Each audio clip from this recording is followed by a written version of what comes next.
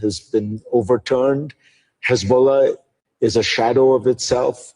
And Hamas is, at the very least, neutered in all substantial forms. Israel controls Gaza.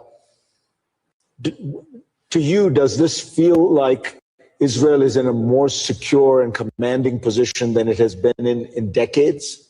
So I would say that, first of all, we are in a better position after fighting a war of various fronts, heroically and bravely, but the dark clouds are still hanging out there. For example, it is clear to us that the Iranians are regrouping, and they haven't stopped for one moment in their apply to spread terror all over the world, as well as move towards their big grand plans of weapons of mass destruction. We know and that Hezbollah is trying to do the same, meaning to regroup, rebuild its force, and is perhaps wants kind of to deceive us that it's not doing so.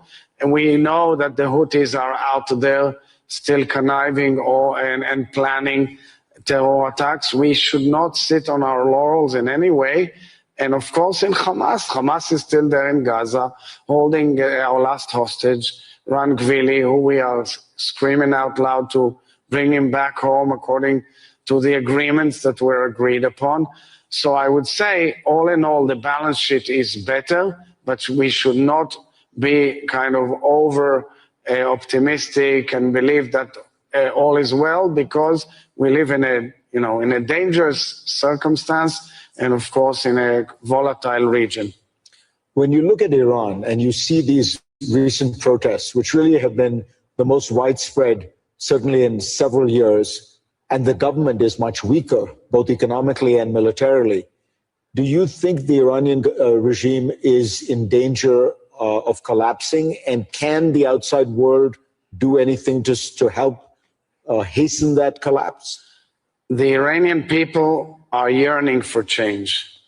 The Iranian people deserve change. They deserve decent life. The Iranian people live under a very oppressive regime, a regime which has mowed thousands of its citizens and is torturing and is jailing and is destroying thousands of families, perhaps tens of thousands, perhaps much more, all around Iran, trying to crush the natural demand of human beings for a better life and for freedom. And you know what mind boggles me? All those who've attacked us for defending ourselves, where are they? Where's Susan Sarandon? Where's Cynthia Nixon? Where are all of these people? Why don't we see them demonstrating in front of the Iranian embassies or demonstrating in the streets of cities all over the world and crying out loud and saying, we support the Iranian people? And that shows the great hypocrisy that surrounded our fight for defending ourselves and actually changing the regional geostrategic trajectory. And I sincerely hope and pray that there will be a change in Iran, because Iran deserves better, the region deserves better, the world deserves better. You hope and you pray, but do you believe, on the basis of the intelligence you've seen, on the basis of your observations, that the regime is fragile and that this time these protesters could actually make a difference? The people are suffering tremendously. There's shortage of food and water and so many other basic needs. The economy is in shambles. The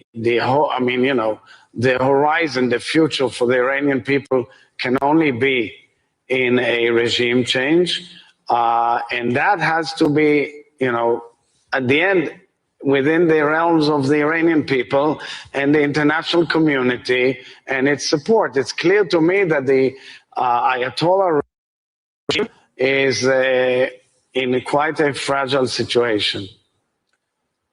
We hear reports out of Syria that ISIS fighters are being released, that there is a greater degree of chaos within the country.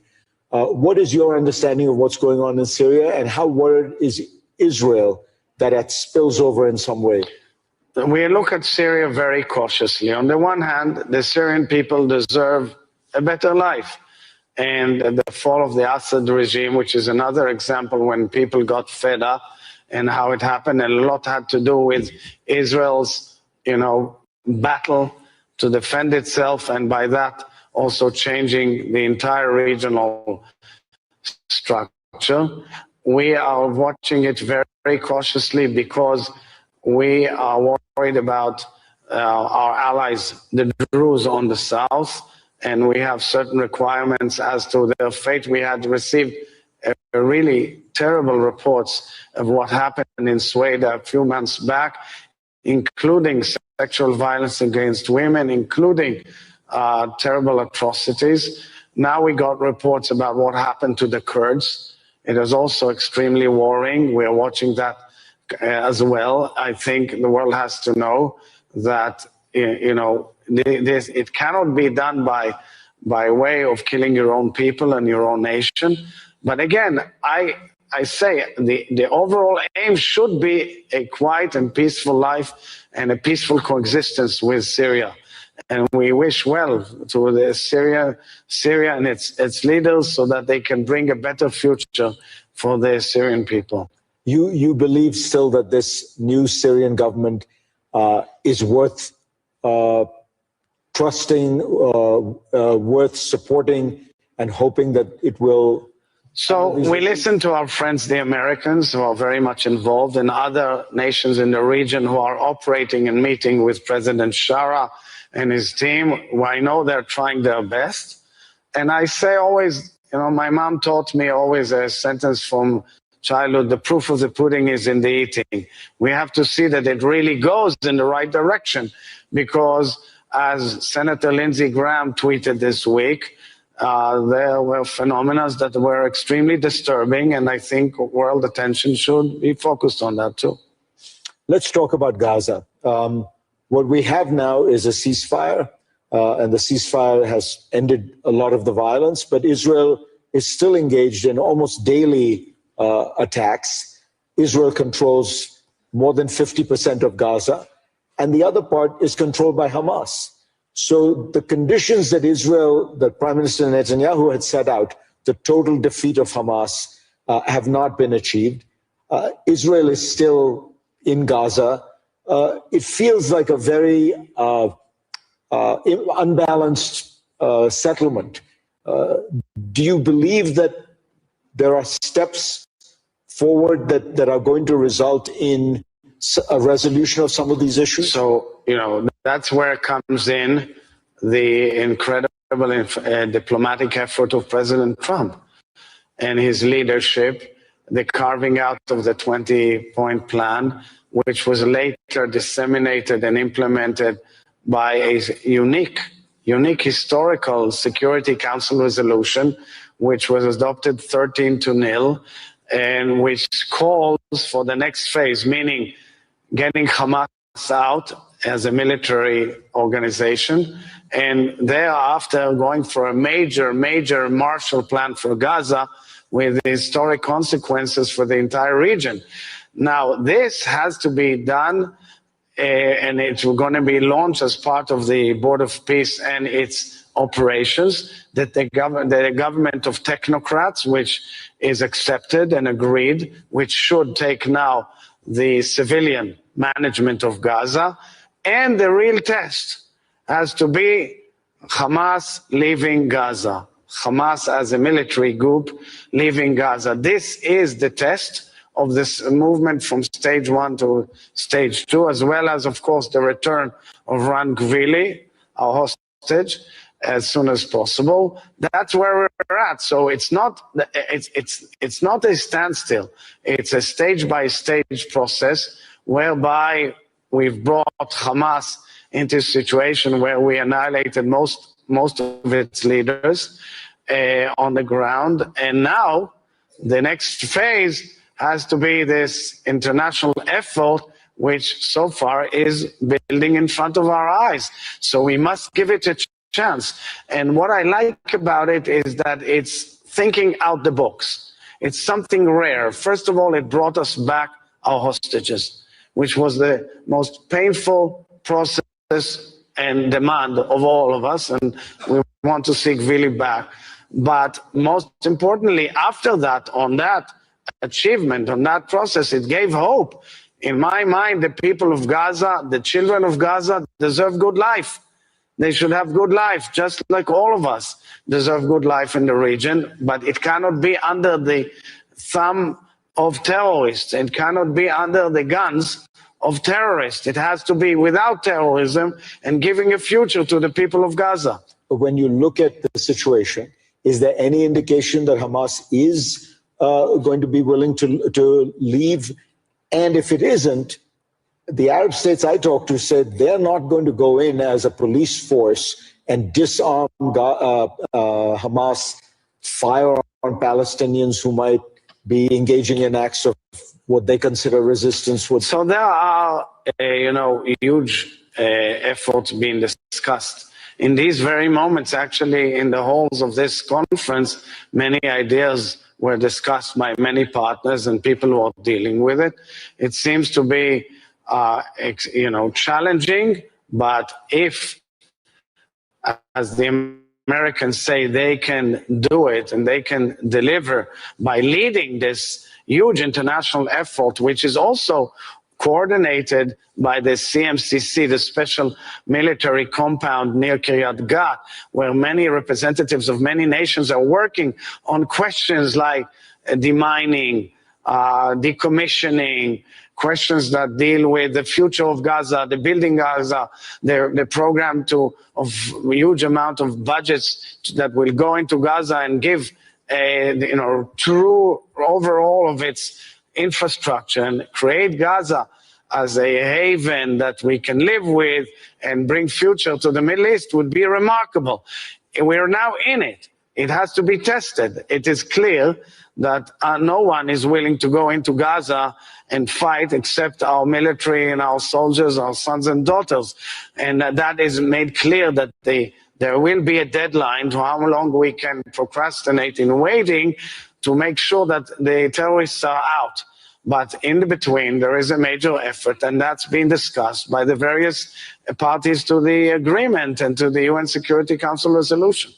If the Gaza plan succeeds and there is a reconstruction and there is a technocratic government and Palestinians do begin to be able to live in peace and dignity, isn't the next step that they will ask for political rights? In other words, a path to statehood, and is that appropriate for them? So the Security Council resolution and the 20-point plan have given, the horizon for that effect. And I think that's a very important horizon, which has to be discussed, because the issue will be whether there are reforms on the Palestinian side, and how do you make sure that there will be peace and security for the Israelis, and how we move on as nations in the Middle East. I think the greatness of the process right now is that it is also based on regional elements. And the fact that it's a regional process also gives strong winds to many new facets in the dialogue, such as economic improvement, economic dialogue, economic benefits, and so forth and so on, that give vested interest to the people to see that there is a future rather than going to terror. This technocratic government will be tested by its ability to function well and bring forward improvement of life quite quickly in Gaza, with the support of the international community and, of course, with the increase of humanitarian aid as much as possible to Gaza. Saudi Arabia has said that it will normalize relations with Israel only if there are serious and irreversible steps toward Palestinian statehood. Do you think that that is a deal that is conceivable? Look, Saudi Arabia is a very, very important nation. And I always say it's my dream to see the Crown Prince and the leader of Saudi Arabia sign with us an agreement of moving forward. But right now, what we have is the platform of the Abraham Accords. And the Abraham Accords were carved out in the first term of President Trump and has shown immense sustainability throughout the storm that has before, we have seen in the Middle East.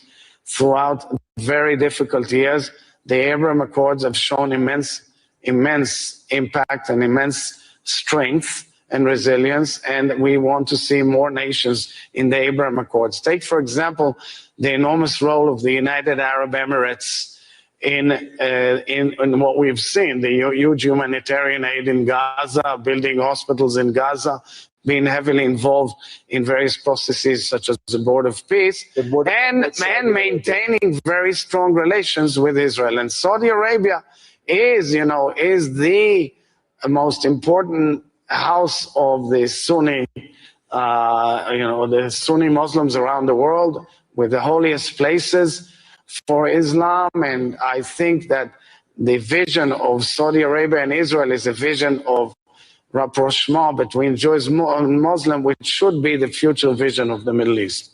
And therefore, could Israel agree to its conditions? So I'm saying because it's being dealt with also with other elements. The Crown Prince, Sheikh Mohammed bin Salman, in the White House, in the Oval Office, mentioned, of course, the pathway for a Palestinian state. It is clear the position of the Saudis.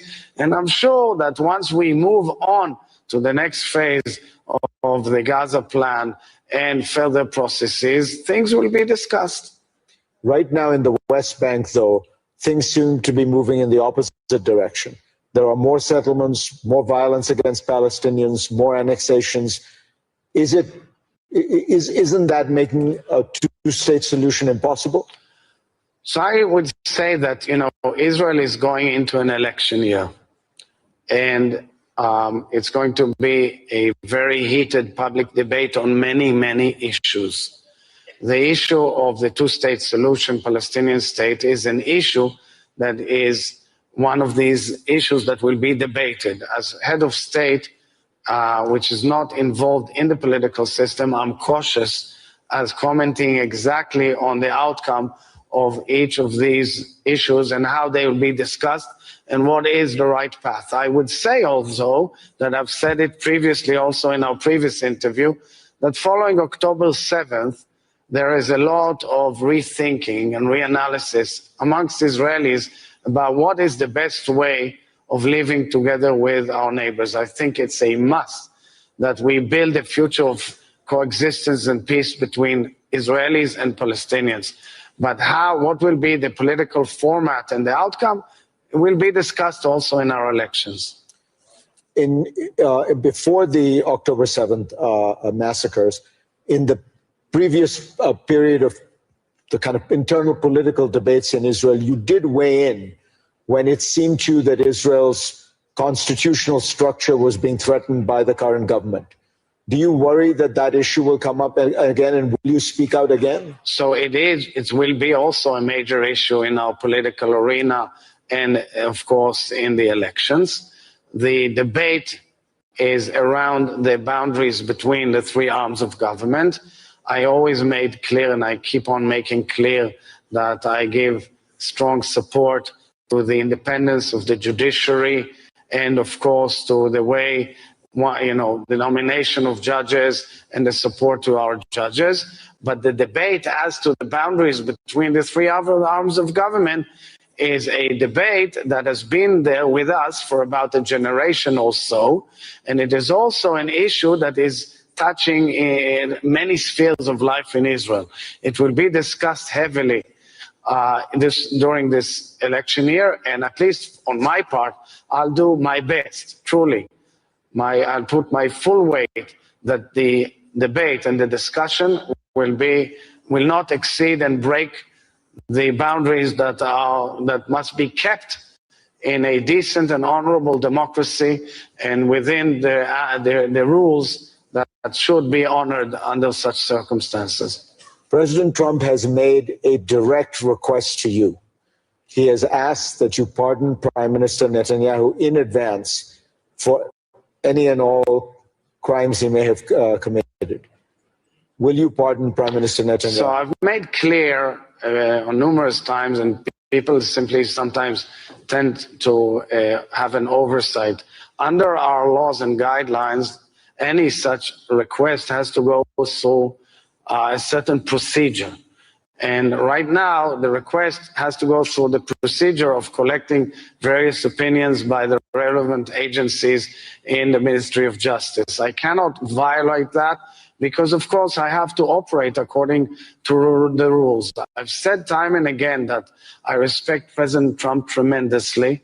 And of course, we have our own legal system, and I will operate within its ambles. I must say that I've said time and again in the last few years that the court case where Prime Minister Netanyahu is at the center of should have been resolved and should be resolved amicably, and because it has a very negative impact on our system. And I think that solutions should be found. The rest I will leave to the procedure, because at the end I will operate and take my decisions independently according to the rules, the law, and my conscience. And that's what I can say at this moment. But when you say it should be resolved amicably, that suggests you mean that, court cases... No, I said in the past a few times that there should have been a settlement of this case. I mentioned in the Israeli public, it hasn't come to such fruition. And therefore came the process of the request for the pardon, and also the letter and the request of President Trump, which I always respect, but I operate as the head of state of the Israeli nation, and I will operate accordingly.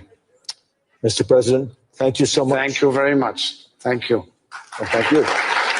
Do we have questions or no? No, I don't think that. Thank you. Thank you so much. You are a great...